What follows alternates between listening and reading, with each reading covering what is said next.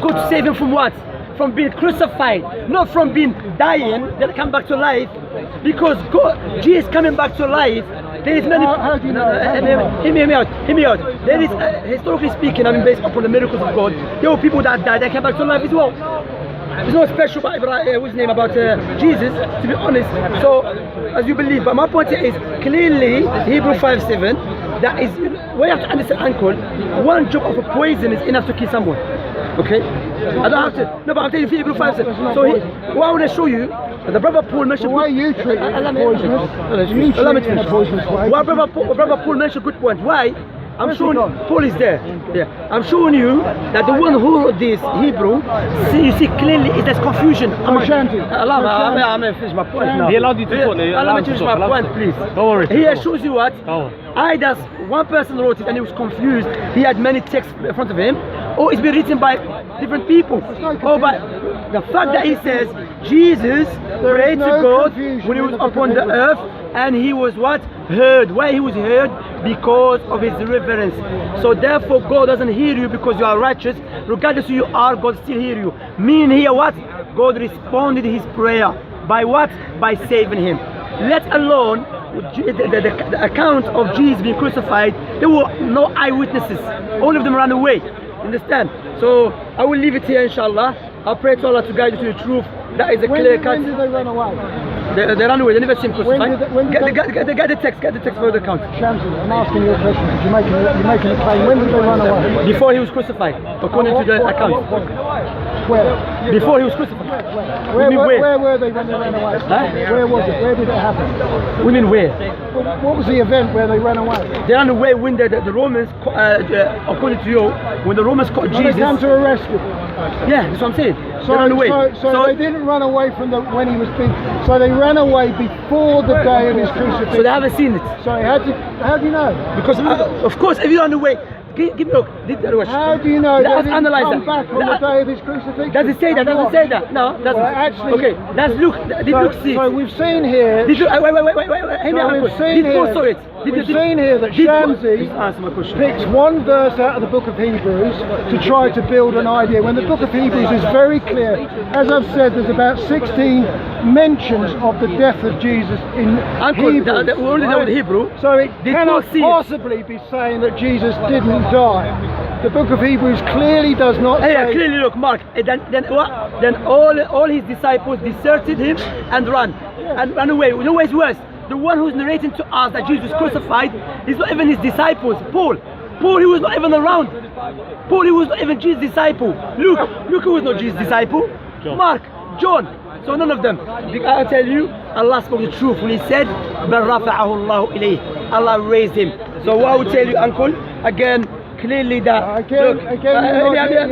you keep telling me I'm picking and choosing. You are picking it's not about picking and choosing. I'm sure you chose this one and you've ignored all of those. No, it's not. I'm sure there's contradiction between the two because clearly, no contradiction. Clearly the Bible was written by people that they had no clue what Jesus did. This is Islamic they were just narrating. This is Islamic scholarship. They pick one verse, twist the verse, and ignore the rest. No, I'm not agreeing with the rest. I'm afraid you really do have to read the books properly. I'm telling you, I read it, and I'll tell you what, there were no eyewitnesses who saw what? Jesus getting crucified. Uncle, okay. Let's ask you, why you don't believe Prophet Muhammad to be true prophet? That's a different subject. I don't know, please. But let me just say. You're not gonna, bro. We're just getting round circle. You just made There's no point. You made a statement. You're not letting me answer. Oh, go on. When the disciples ran away was when Jesus was arrested. But if you read the gospel accounts, some of those disciples. Gospel of who? Sorry. If you read the gospel accounts, which one more specifically? Shamsi, listen to me. I am listening to you, that's why I said which one. You said, your friend clearly showed you that they ran away when Jesus was arrested. Yes, but if you read the whole gospel accounts, some of those disciples, it clearly says that they were actually there watching. Which one? John was there for a start. No, John's gospel is not the Jesus actually spoke to John. John's gospel is not disciple. That's not his disciple. The one who wrote John. John is not a disciple. Yeah, the one who wrote John's gospel is not disciple. John is not a disciple. It's not. John's gospel I'm talking about. The one who wrote John's gospel, that is not Jesus' disciple. It's not? Yeah, it's not. Even yeah, it's not, man. I'm telling you. So anyway, folks, all I can say is when you read the Bible, try to read You get confused. Try to read the whole passage, try to read the whole chapter and the book. Stop cherry picking the one That's verse. what you do, you cherry and pick, I read that verse. That's the thing. Anyway, Uncle, take care, look after yourself, yeah? May Allah guide you the truth. I mean. So what I was doing basically to clarify to people on the camera, that it shows us why there's many contradictions. He said I choose, pick and choose, yeah? It's not about picking and choosing, I'm showing you, look. One passage said, when Jesus was upon the earth, he prayed to God to save him. And he was heard because what? There's a condition. The reason he was heard, because of his reverence. And you don't have to be a righteous man for God to hear you. God hears everyone. So what does it mean here? God heard him, mean God responded to his prayer. Just as we say, Sami Allahu liman hamida. Allah hears the one who praise him. But even if you don't praise Allah, Allah still hears you. Mean here, Allah what? Allah accepted the prayer of those who praise him. Subhanallah, same thing. Okay? By the way, you're Christian, brother? Muslim? Who are you? It's me. Of course you are. What's your name? Toby, nice to meet you. My name is Shamsi, Toby. How are you? Where are you from? Nigeria. Nigeria, yes. Are you Nigerian? I'm Algerian. You know there's the African Cup. Yeah. Are you watching it, yeah? No. Okay. So you believe in God? No, I don't. I'm agnostic, I'll say. But you believe without any doubt. I mean, when you reflect upon the creation and upon even your own creation, Yeah. that this creation must have a creator. Might do. Might. It is certain. You know why? An example of that. Look, Yeah. example of that. That the fact that we can see in our creation, there is order, is programmed. Okay. For example, just a simple example to give you. Yeah. So yeah. The phone. You know, I never seen the one who made this phone. Okay, but when I open the phone and I see there is menus, there is a keyboard, there is many, there's a camera that indicates this phone was created by someone who had knowledge. Yeah. Correct? Yeah, that's fair enough. Yeah, that's what I'm saying. Yeah. Now let us analyze that. Okay, if I tell you the one who made this phone, he didn't know how to make the phone, would that be logical? No, he had to have knowledge. Yeah. Correct? Now, okay, this person has a knowledge, but he doesn't have the ability to make a phone. Can he make a phone? You need what? Ability. All right? Okay, he does have a knowledge, he does have ability, but he doesn't have the intent to make the phone. Can he make a phone? The intent? No. You have to have the intent. So this is just on a smaller scale. What is the biggest scale? Which is the universe. That's why in the Quran, so Allah said in the Quran, I'm going to translate it, but I will say in Arabic first. إن في خلق السماوات والأرض واختلاف الليل والنهار لآيات لأولي الألباب. Within the creation of the heavens and the earth and the alteration of the day and night, it is a sign for people of understanding. What does it mean, a sign? Sign, for example, we're going to central London. So you see a sign telling you central London is this way. So this creation is a sign pointing toward the creator. That's why one of Allah, that's why we say Alhamdulillah Rabbil Alameen. Allah is the Lord of Al-Alameen. Al-Alameen, which is a plural for Al-Alam, which is singular, means a sign. Okay? So the fact that we see order, the fact that, look, we have a nose next to our mouth. Why? Before you eat, what do? You smell food. So imagine you nose, or my nose, or anyone knows here, who was next to our anal. You can't live. You're gonna commit suicide. You see. So the one who put it here indicates what is wise. We have what? Eyebrows above our eyes. Why? Because it's sweat contains salt. If the sweat keeps going to your eye, it will damage it. So the fact that there is eyebrows above our eyes, not below our toes, that indicate the one who made us is wise. We have a joint in our elbows. Why? In order for us to move our forearms back and forth, in order for us to give and take and eat. Understand? That's what Allah said in the Quran. وَفِي أَنفُسِكُمْ أَفَلَا تُبْصِرُونَ. Within yourselves, there is a signs for Allah's existence. We do not reflect. Understand? So clearly, without any doubt, when you reflect upon the creation, you must have a creator without any doubt. Like I haven't seen the one who made this, but just analyzing it, reflecting upon it, you come to the conclusion it was made. Makes sense? It's a logical argument? I can make it more stronger by telling you, look, Prophet Muhammad, okay? Are you familiar with Jesus, Moses, Abraham? I've heard it, Okay. I'm going to speak about them. What I'm going to do, speak about Prophet Muhammad, okay? Now, this Prophet, Jesus, Jesus, Moses, Abraham, Noah, all of them claim they were chosen by God. Okay? But when they made that claim, not just they back it up with the proofs. What is the proofs? That they prophesied about the future. Even though they never met each other, they came with the same teaching. They worship one God, the God of Adam, the God of Abraham. Okay? Likewise, they came with the miracles. Okay?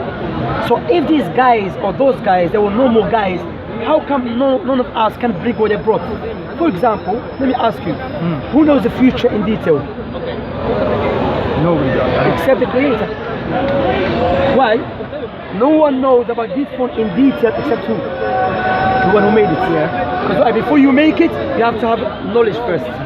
So the one who made this universe, he's the one who knows about the creation better than anyone else. Yeah. But now, how come we know Prophet Muhammad, who lived 1400 years ago, the Prophet says about the future? For example, he said, will come a time when you see the barefoot Arab man competing in building tall buildings.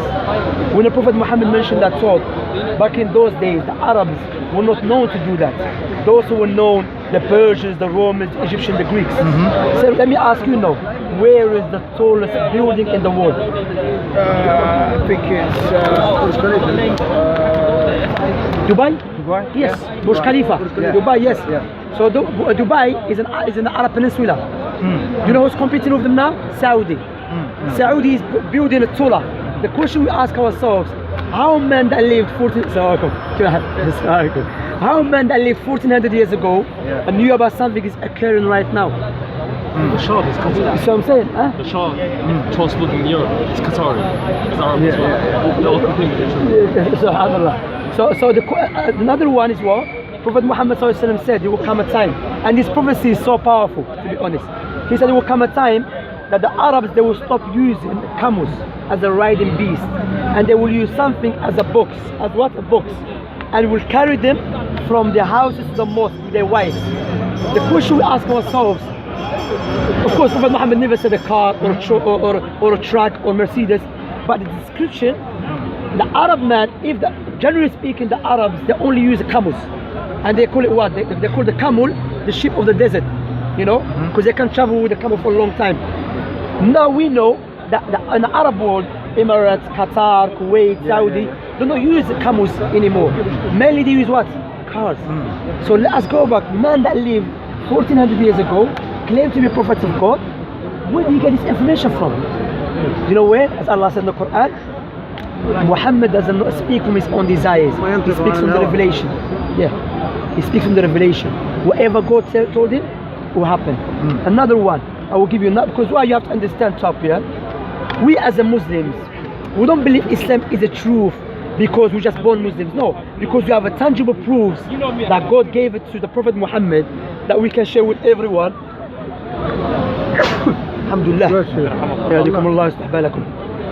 That we can share with everyone to come to conclusion Prophet Muhammad must be true prophet.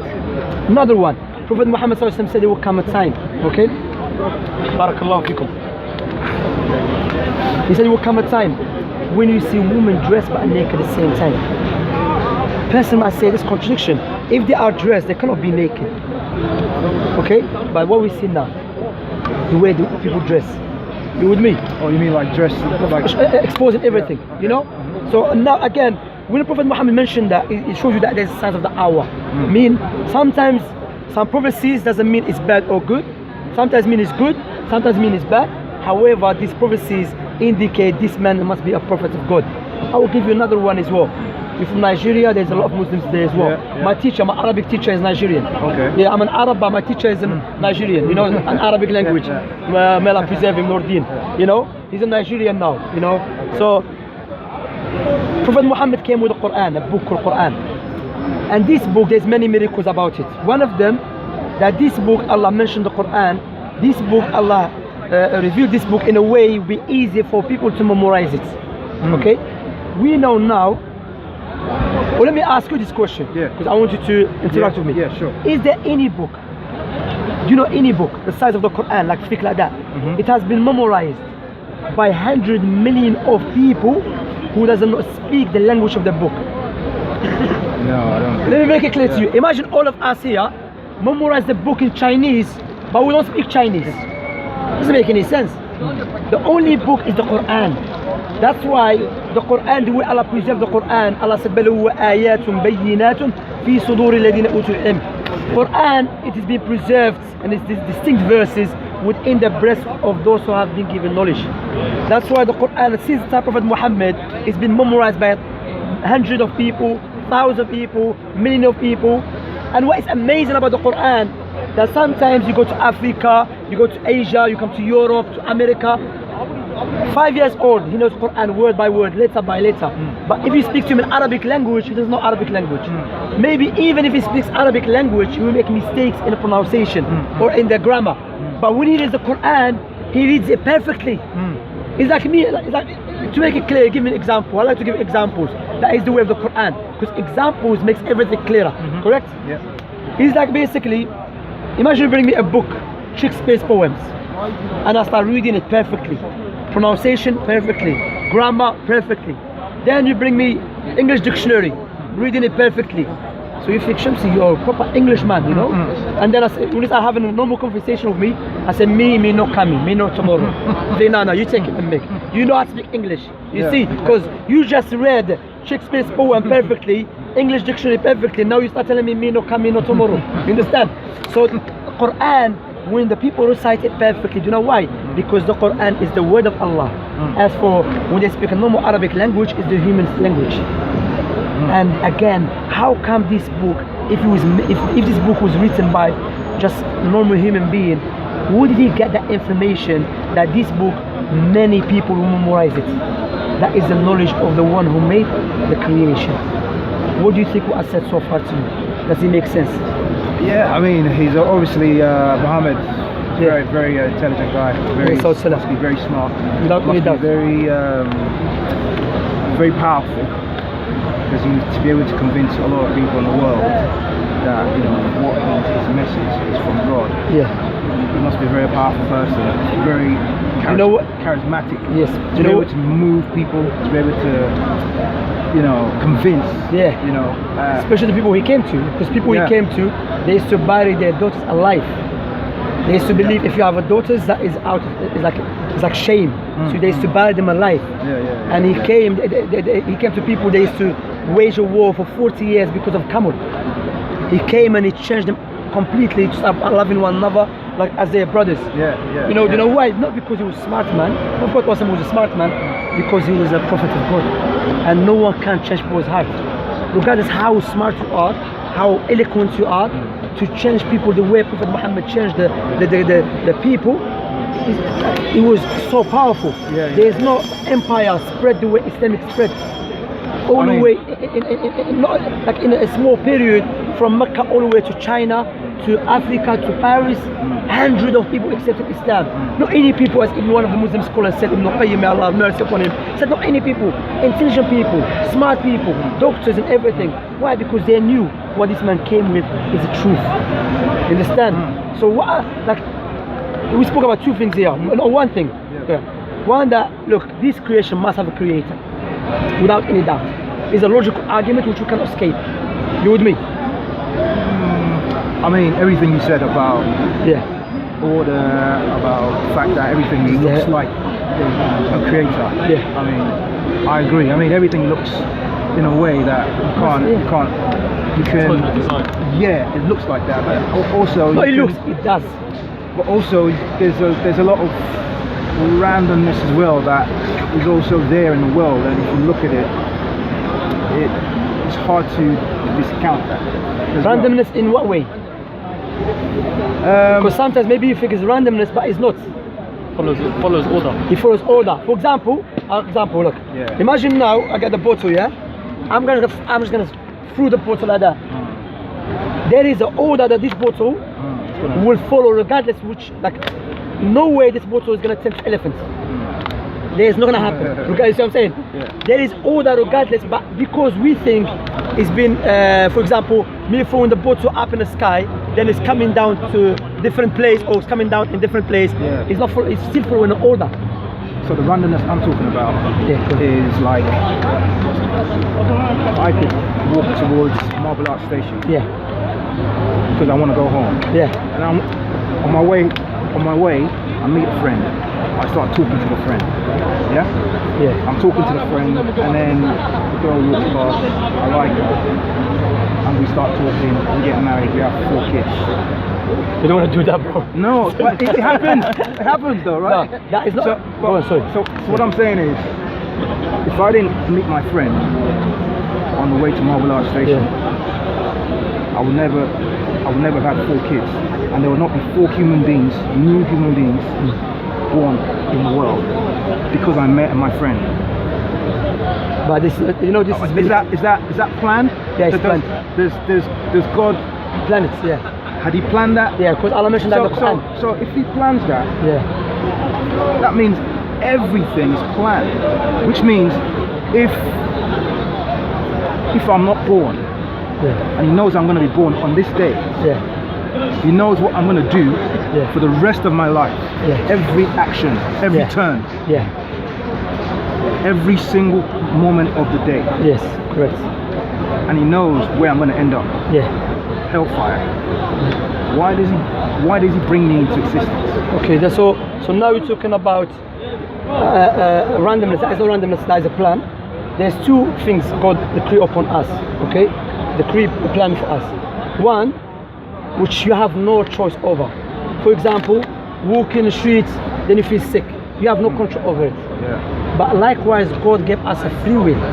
For example, now, imagine you walking and someone comes to say, don't go this way. There is people killing each other with swords and guns and everything. Yeah. No one with a sound intellect will say, you know what, I think God planned it for me already, I'm gonna get killed, I'm gonna do it. No one do that, see? So you would turn around and go somewhere else. Yep. You turn around going somewhere else, God already knew it. So God knowing something that's gonna happen doesn't mean He forced you. You understand? Yeah, For example, okay. like that, I know you're gonna go to Marble Arch Station, for example. That it means just I'm a person who possesses knowledge of your action. Doesn't mean I forced you. Also, we believe God, nothing that take place in this universe except by God's permission, meaning God allows it. And in order for us to understand why God's doing that, okay, you have to understand the foundation. God already clarified to them that He created this creation for a purpose. Based upon His wisdom and His justice and His mercy, He created this creation, one of them, in order for us to be grateful to Him. Okay? The other thing is a test for us. The other thing, to recognize one another. Okay? So God, when He created us, He, first of all, let us understand something. We don't question God. Okay? We don't say, God, why are you doing this, doing that? Because why? Some people have respect of you. They want God according to their desires. No, I want God only, I question Him. No. God is our lead, is our master, is our creator. However, there is some issues which we can understand. For example, that God planning things for us does not mean He's forcing us. You with me? Likewise, when God creates us, He knows what will happen to you and what will happen to me, but we don't know. So God is putting you on the earth because what God could have done, create you like this and like that as well. Say you go to hellfire, you go to paradise, and you say I can't remember nothing, something like that. So this life, it will be, as Allah said in the Quran, our own limbs will be speaking against ourselves. Some people, they try to deny, disbelieve in God or doing crimes. God is all powerful. He will make your own limbs witness against you. So you going to meet someone outside the train station, all of that is a plan from God without any doubt, meaning Allah decreed it that will happen to you. But now when you see the woman, so it was up to you to get married to her or reject it. Understand? You with me? So Right. God gave us a free will. Okay. That's why Allah said in the Quran, وَمَا رَبُّكَ بِضَلَّامِ الْعَبِيدِ. Your Lord does not oppress His servants. Yeah, but He knew that I was going to marry this woman. Yeah, but He gave you free will for you to make the choice. So either you got married to her, like imagine you never got married to her. God knew. But the free will is irrelevant, right? No, it is irrelevant, free will. Because He knows, regardless of the fact that I have free will, Yeah. He knows the end result. He knows what is going to happen. Yeah, but So it doesn't matter if I have a free will or not. no, it does. Why? For example, like that. Imagine I meet a woman, she's a murderer. Would you marry her? No, of course not. But why would you not marry her? Well, because she's a murderer, right? No, but why is allowing you to not marry her? Your free will. I chose not to, right? Which is a free will. Yeah. Who gave you that? The Creator. So the Creator gave you free will to make choices, and the Creator also give you what? Intellect. That's why in Islam, if someone who doesn't have intellect, meaning someone who's crazy, God will not judge him if he does something evil. In Islam, because why? The faculty of God that will judge us according to is our intellect, our brain. You see, God gave you intellect, give you free will. Now I just met this woman outside station. How I'm gonna marry her? Doesn't make any sense. So now we have to understand that Allah decree things mean Allah create everything. Okay? Allah allows things to take place in this creation in order what? For the test to occur. Okay? For your action to occur as well. Okay? However, God gave you free will in order for you what? To choose or not. One of the scholars called Ibn Taymiyyah, a Christian man said to him, why God is going to judge me for something which He created me as a Christian? Okay? Ibn Taymiyyah wrote a poem called Ta'iyya. Ta'iyya means this poem finished with the letter T. Okay? He said, one of his arguments said, no one here, if someone comes to rob you, he said, let me rob you, and I'll say, you know what, don't complain, because it got the planet. Would you accept that? No. You defend yourself. You see what I'm saying? That so you have to, whatever you do, God planned it. Like now, when I turn away from this woman who's a murderer, God already planned it. You understand? God decreed me, God knew it, created it, and allowed it. But God gave me what? Free will. I'll give you another example which is clarifier. Then one of the Muslim leaders called Umar ibn Khattab, a man came to, they brought him a man who was a thief. And he said, you know, because you are harming the society, you are harming the people. In Islam, not any thief, someone who is professional thief. Not someone who is hungry, took banana, we cut off his hand. No. Someone who is professional, and there is many rules to it, yeah? But I just want to mention the story behind it. So he said to him, oh Umar, why are you going to cut off my hand for something which Allah already decreed upon me? You know what Umar said? He said, why are you blaming me for something which Allah already decreed upon me as well? So you see, so you want to use Allah's plan for your favor, I'm going to use it for my favor too. Understand? You with me? Like, is it clear? Yeah, I understand. See what I'm saying? So what we have, because we are here already, God create us, so let us go make best choices. Look, I'll make it clear to you, to show you that you are very rich. I'm going to show you. Imagine I said, Tab, I'm having a very nice conversation with you. I really like you. You're a good man. I will give you £2 million as a gift for me. What would you say to me at least? Thank you. Thank you, of course. Would you remember me all the time? Oh, 100%. Of course, Nigeria, 2 million, big money. Likewise in Algeria, £2 million. Bro, I'll go home, that's it. You go out Nigeria straight away. 100%. Nice house, Shamsi. Now, I will give you £2 million on a condition, give me your 2 eyes. Oh, no. No, go. Innit? I like the way you say, oh no, without it. Because your 2 eyes is more valuable than £2 million. 100%. So why don't you be grateful and thankful to the one who gave you eyes for free? Again, I'm very grateful for my eyes. I'm very grateful for my health. To who? Just because I know I've seen what it's like for people that don't have eyes. And I know that. But to whom you are grateful? To the one who made it. To nature. Nature is not the one who gave you 2 eyes. Nature is not the one who gave you 2 eyes. Well, honestly, I don't know who gave you 2 eyes. The Creator gave you 2 eyes. Without any doubt. Which is we agree that we must have a Creator. So Like I'll give you an example now. Sorry, take time. Sure. Now, who gave you life? Your mother and your father? Yes. Okay, let us analyze this claim. Yes. Your mother, your father gave you life. Well, so therefore, your father and your mother possess the power to give life. No. Do you know the proof for that? Guess so. I guess. No, do you know the proof for that? When you die, your mother and your father, they will cry. If it was up to them in the first place to give life, they would have just, you know what? We already possess the power to give life. Who's gonna give you life again? To show your father and your mother just a means. It's like me going to the switch and turning it on and the light comes on. I'm not the one who created the electricity. I'm just a means to turn the light on. Okay, so the question, who created the electricity and the wires and everything? Not me. I'm just a means. Likewise, your father and your mother just a means to bring you into existence. But there's someone out there who give a life. Yeah, possibly. Like I said, I'm an agnostic. I can't say that it doesn't. A God does not exist. Yeah, I understand because it means it means it's a belief. It's a belief, of course. Yeah, it's impossible. But it makes sense. There's a creator. It makes sense from when you look around that there is, there is an intelligence designer behind it. Yeah, without any doubt. Like I said to you, there's a lot of noise and randomness as well. Well, we'll explain to you this one. That sometimes.